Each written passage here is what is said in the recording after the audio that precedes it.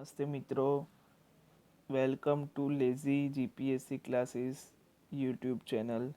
આજે આપણે જીપીએસસી અને યુપીએસસીના મહત્ત્વના 5 કરંટ અફેરના ટોપિક વિશે જાણકારી મેળવશું. આજે મિત્રો આપણે ફર્સ્ટ કાર્ટોસેટ 3 મિશન જે PSLV C-47 રોકેટ દ્વારા લોન્ચ થયો એ વિશે જાણીશું. સેકન્ડ અર્થ અવર વિશે જાણીશું.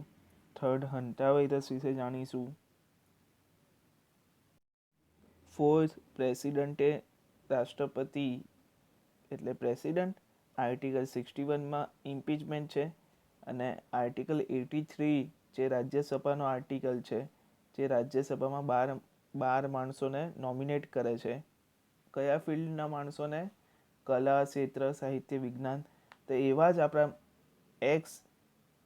ICJ એટલે ઇન્ડિયન ચીફ જસ્ટિસ કોણ? રંજન ગોગોઈ, એમને રાજ્યસભામાં નોમિનેટ કરે એના વિશે આર્ટિકલ છે. અને 5મો છે Chapchar Kut festival. First topic Cartosat 3 mission. હવે ઇન્ડિયા સ્પેસમાં 1969માં ઈસરોની રચના થઈ. ઈસરોના ફાધર છે વિક્રમ સારાભાઈ. એ તો મિત્રો તમને ખબર જ છે. ઈસરોનું હેડક્વાર્ટર કયું છે? બેંગ્લોર છે. હવે આ કરંટમાં શું કામ આવ્યું? તમને ખબર જ છે કે છેલ્લા 5 વર્ષથી ઈસરો વિશ્વ સ્તરે ભારતને બહુ નામ કર્યું છે, અને ઈસરોએ હાલમાં PSLV રોકેટ વડે કાર્ટોસેટ 3 મિશન લોન્ચ કર્યું છે.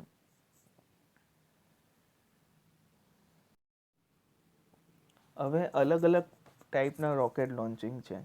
પહેલાં SLV હતું, પછી ASLV થયું, પછી PSLV થયું, હવે GSLV, અને પછી GSLV-3 Mark 3 નામના રોકેટ લોન્ચર છે. બરાબર છે મિત્રો. PSLV C-47, PSLV C-47 એ કાર્ટોસેટ 3 સેટેલાઇટ લોન્ચ થયો. બરાબર છે મિત્રો. આ સેટેલાઇટનો ઉપયોગ શું છે? આ સેટેલાઇટનો ઉપયોગ high resolution aerial imaging capability જાણવાનો છે. એટલે દુનિયામાં કયા કયા એરિયામાં એવું વિચારો કે દુનિયાનો ફોટો પાડશે, અને ફોટો પાડીને કયા એરિયામાં અર્બન પ્લાનિંગ કરી શકીએ, રૂરલ પ્લાનિંગ કરી શકીએ, રિસોર્સિસ ક્યાં છે, કોસ્ટલ લેન્ડ ક્યાં છે, અને આ રીતે લેન્ડ કવરનું મોનિટરિંગ કરી શકીએ. એટલે આ ખૂબ મહત્ત્વનું સેટેલાઇટ છે મિત્રો. ઓકે. નેક્સ્ટ ટોપિક છે અર્થ અવર. અર્થ અવર 28 માર્ચ 2020ના દિવસે મનાવવામાં આવ્યો. કોણ ઉજવે છે અર્થ અવર? કોના દ્વારા ઉજવાય છે? WWF એટલે પેલું બોક્સિંગ વાળું નહીં, world wild life fund for nature. મિત્રો WWF 2007થી આ પ્રોગ્રામ લોન્ચ કર્યું છે. આ હંમેશા માર્ચ મહિનાના છેલ્લા સેટરડે જ લોન્ચ થાય છે. રીઝન શું છે આ પ્રોગ્રામ લોન્ચ કરવાનું, અથવા આ ડે ઉજવવાનું, કે આ અર્થ અવર ઇવેન્ટ ઉજવવાનું? મિત્રો એક વાત યાદ રાખજો, અર્થ અવર અલગ છે, અર્થ ડે અલગ છે. હું હમણાં તમને પાછું સમજાવું. શું થાય છે અર્થ અવરમાં? કે 8:30 થી 9:30 રાત્રે 180 દેશના લોકો પોતાની લાઈફ બંધ કરી દે છે. લાઇટ બંધ કરવાથી શું થાય? ઇલેક્ટ્રિસિટી સેવ થાય. ઇલેક્ટ્રિસિટી સેવ થાય તો શું થાય? એન્વાયરમેન્ટનું પ્રોટેક્શન થાય. હવે શું છે અર્થ અવર અને અર્થ ડેમાં ડિફરન્સ? અર્થ અવર એ ક્લાઇમેટ માટે છે, જે એન્વાયરમેન્ટનું ક્લાઇમેટ ચેન્જ થાય છે, અને ઇલેક્ટ્રિસિટીને રિડ્યુસ કરવા માટે છે. જ્યારે અર્થ ડે 22 એપ્રિલના દિવસે જ ઉજવાય છે, અને એ પ્લાન્ટ ટ્રી રિસાયકલ કરવા માટે, અને પ્લાન્ટને હજી ગ્રો કરવા માટે. એટલે પ્લાન્ટ હશે તો પૃથ્વી જેવી હતી પહેલાં, જે ગ્રીન હાઉસ ગેસ અને ગ્લોબલ વોર્મિંગના કારણે જે આપણે પૃથ્વીનો વિનાશ કર્યો છે, એને રિસ્ટોર કરીને પ્લાન્ટ ઉગાડીને આપણે અર્થને ગ્રીન હાઉસ ગેસ અને ગ્લોબલ વોર્મિંગથી મુક્ત કરી દઈશું. એટલે અર્થ ડે આપણે ઝાડવા ઉગાડવા અને પ્લાન્ટને ડેન્સ બનાવવા, ઓલ ઓવર પૃથ્વીમાં ફોરેસ્ટ વધારવા આપણે અર્થ ડે સેલિબ્રેટ કરીએ છીએ. મિત્રો આ વખતે અર્થ ડેની એક હજી વિશેષતા છે કે 1970થી અર્થ ડે ઉજવવામાં આવે છે. આજે આ વર્ષે 2020માં 50 વર્ષ પૂરા થયા છે. હવે હું તમને એક MCQ આપીશ. અર્થ અવર કોણ સેલિબ્રેટ કરે છે? WWF એ આપણે ભણી ગયા હમણાં, world wild life fund for nature. Hanta virus. હવે નેક્સ્ટ ટોપિક હંટા વાયરસમાં શું છે કે તમને ખબર જ છે કે ચાઇના દ્વારા કોરોના વાયરસ આવ્યો. હવે હંટા વાયરસ બી ક્યાંથી આવ્યો? ચાઇના દ્વારા જ આવ્યો. એ ઉંદરથી ફેલાય છે. ક્યાંથી ફેલાય છે? ઉંદર. ઉંદર શું થાય? એકબીજાના સંપર્કમાં આવે છે અને પર્સનને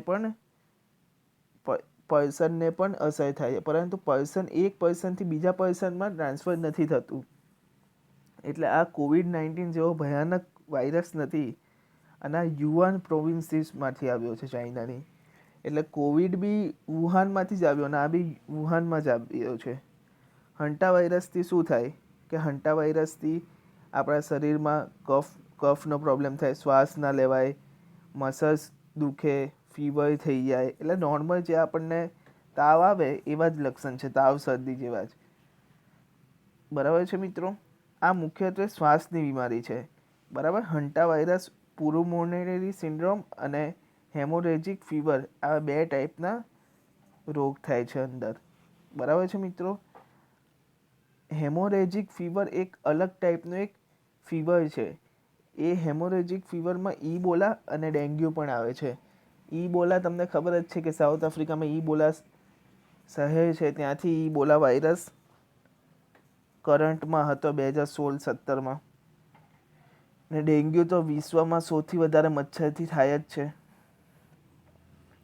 હવે નેક્સ્ટ ટોપિક છે પ્રેસિડેન્ટે રાજનાથસિંહ.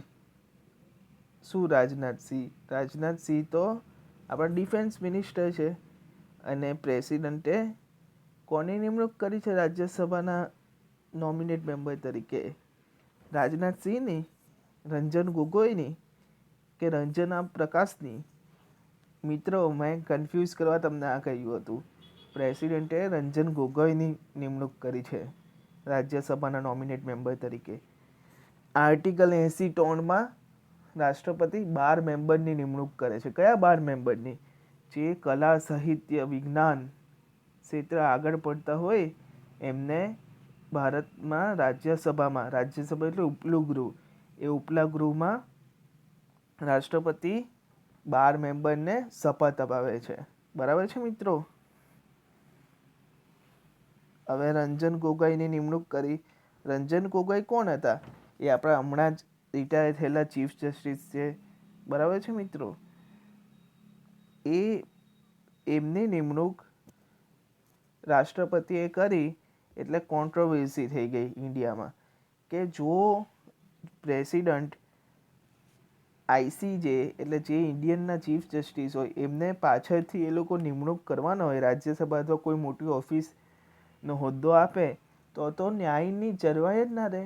ન્યાયની પ્રથા અને જે સાચો ન્યાય મળવો જોઈએ એ ના મળે, કારણ કે જે ઇન્ડિયન ચીફ જસ્ટિસ હશે એ તો બાયસ રીતે સરકારને બાયસ રહેશે કે સરકાર મને નિમણૂક કરશે. તેથી જ આ કોન્ટ્રોવર્સીમાં આ મામલો આવી ગયો હતો. નોમિનેટેડ મેમ્બરને બધી જ વિશેષ અધિકારો મળે છે અને નોમિનેટ મેમ્બર એના ગૃહમાં રાજ્યસભામાં હાજરી આપે છે. બરાબર છે મિત્રો? રાજ્યસભાના ચેરમેન કોણ હોય છે? વાઇસ પ્રેસિડેન્ટ હોય છે. ઓકે મિત્રો? હવે નેક્સ્ટ ટોપિક છે અને લાસ્ટ ટોપિક છે ચપચાર કૂટ ફેસ્ટિવલ. ક્યાં ઉજવાય છે? મિઝોરમમાં ઉજવાય છે. આ ચપચાર કૂટ નામની મિઝો જાતિ છે. બરાબર છે મિત્રો? એ ચપચાર કૂટ ફેસ્ટિવલ મિઝોરમમાં ઉજવાય છે. મિઝોરમ ચપચાર કૂટ. ઓકે મિત્રો? અને આ શું કામ ઉજવાય છે? કે ઝૂમ ઓપરેશન થાય છે. એટલે જંગલોમાં જે ખેતી કરવા માટે આ લોકો જંગલને બાળી નાખે છે એને ઝૂમ ઓપરેશન કહેવાય છે, અથવા પોતાના રહેઠાણ માટે. તેથી માર્ચમાં ચપચાર કૂટ ફેસ્ટિવલ મિઝોરમમાં ઉજવાય છે અને એ સ્પ્રિંગ ફેસ્ટિવલ છે. બરાબર છે મિત્રો? તો આજે આપણે મહત્વના 5 ટોપિક શીખ્યા. ચપચાર કૂટ ફેસ્ટિવલ, રાજ્યસભામાં રંજન ગોગોઈની નિમણૂક, પછી હંટા વાયરસ ચાઇનાવાળો, અર્થ અવર WWF અને કાર્ટોસેટ 3 મિશન. ઓકે મિત્રો? Thank you.